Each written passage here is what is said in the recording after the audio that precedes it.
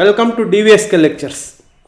So ఈరోజు కామెట్కే apply చేసుకోవడానికి start అయిందండి 15th మధ్యాహ్నం 12 నుంచి.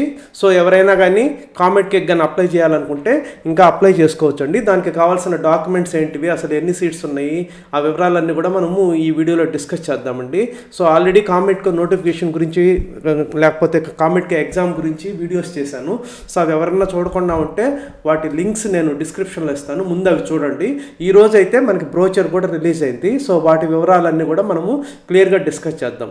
నా ఛానల్ ఎవరైనా సబ్స్క్రైబ్ చేసుకోకుండా ఉంటే సబ్స్క్రైబ్ చేసుకోండి. అదేవిధంగా ఈ వీడియోని మీ ఫ్రెండ్స్కి షేర్ చేయండి, so that it would be useful for them. And ఈ వీడియోని లైక్ చేయండి. తర్వాత నా ఛానల్కి మెంబర్షిప్ అనేది నేను ఒకటి స్టార్ట్ చేశానండి. సో మీరుగా నా మెంబర్షిప్ తీసుకుంటే ఏవైనా నోటిఫికేషన్స్ కానివ్వండి, ఇంపార్టెంట్ ఇన్ఫర్మేషన్ కానివ్వండి, లేకపోతే కొన్ని ఇన్ఫర్మేటివ్ వీడియోస్ కానివ్వండి, ఎక్స్క్లూజివ్లీ ఫర్ మెంబర్స్ మాత్రమే రిలీజ్ చేయబోతున్నానండి. సో అది మీరు అర్థం చేసుకొని జాయిన్ అనే బటన్ ఉంటుంది డివిఎస్కే లెక్చర్స్ పక్కన, దాన్ని క్లిక్ చేసి మీరు 119 రూపీస్ కానీ కట్టారంటే మీరు నా ఛానల్కి మెంబర్ అవుతారండి. మెంబర్ అయిన తర్వాత కొన్ని స్పెషల్ పర్క్స్ అయితే ఉంటాయి. So coming to the details. So ఈ కామెట్కే ఎగ్జామ్ అప్లై చేసుకోవడానికి 15th ఫిబ్రవరి 12 నుంచి స్టార్ట్ అయిందండి. సో ఆ వివరాలన్నీ కూడా మనం ఇప్పుడు చూద్దాము. సో బేసిక్గా ఎలిజిబిలిటీ వరకు కానీ చూసామంటే ఇంటర్ ఎంపీసీలో 45% ఉన్న వాళ్ళు ఎవరైనా అప్లై చేయొచ్చండి. సో ఇవి బెంగళూరులో ఉండేటువంటి అద్భుతమైన కాలేజీలు, దాదాపు 20,000 సీట్స్ ఉంటాయి, వాటికి అప్లై చేసుకోవచ్చు. సో దానికి మీకు కావాల్సిందంతా ఇంటర్ ఎంపీసీలో 45% ఉండాలి. అదే ఎవరైనా కర్ణాటకలో కానీ ఉన్నారంటే వాళ్ళకి ఎంపీసీలో 40% ఉంటే సరిపోతుంది. If they belong to SC category కానివ్వండి, ఎస్టీ కేటగిరీ కానివ్వండి, ఓబీసీ కేటగిరీ కానివ్వండి. చాలామంది కామెంట్స్లో కూడా అడుగుతున్నారండి.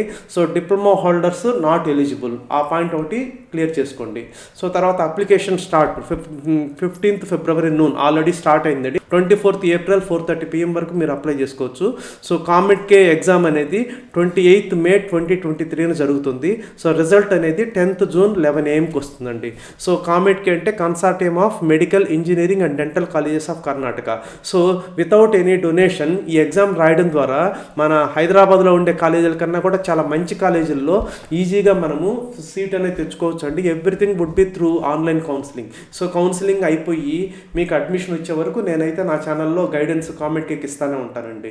సో నెక్స్ట్ వచ్చేసి ఎన్ని కాలేజీలు ఉన్నాయంటే సో అరౌండ్ 150 కాలేజెస్ ఉన్నాయండి కామెట్కే ద్వారా అడ్మిషన్ తీసుకోవడానికి. సో ఆ బ్రోచర్లో క్లియర్గా మెన్షన్ చేస్తున్నారు అరౌండ్ 20,000 సీట్స్ అనేటివి ఉన్నాయి 2023 గాను.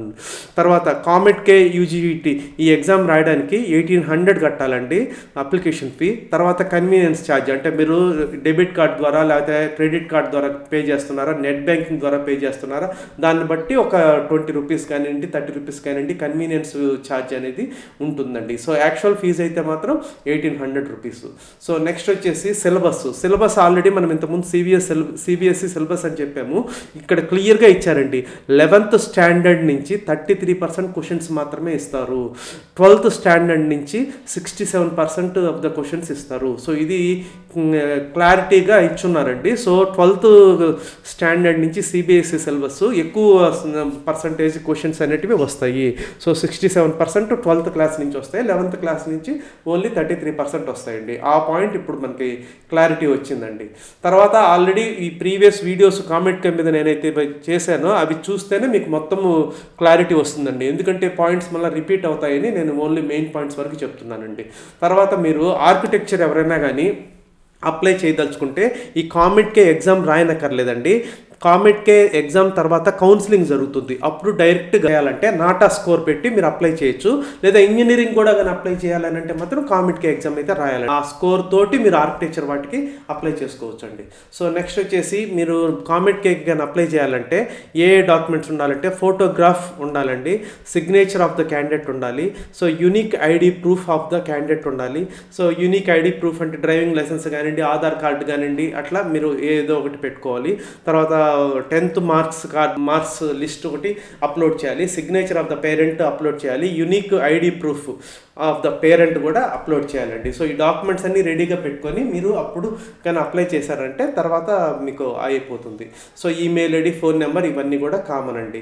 So I hope you have understood. So ఈ కామెట్కే ఎగ్జామ్ అనేది చాలామందికి తెలీదు. మన తెలుగు స్టేట్స్ వాళ్ళకి ఎక్కువగా కొంతమంది మాత్రమే రాసి బెనిఫిట్ పొందుతుంటారు. అందుకని నేను చెప్తున్నది వితౌట్ డొనేషన్ బ్రహ్మాండమైన కాలేజీల్లోకి అడ్మిషన్ ఇది రాసి మీరు బెనిఫిట్ పొందుతారని ఆశిస్తున్నాను.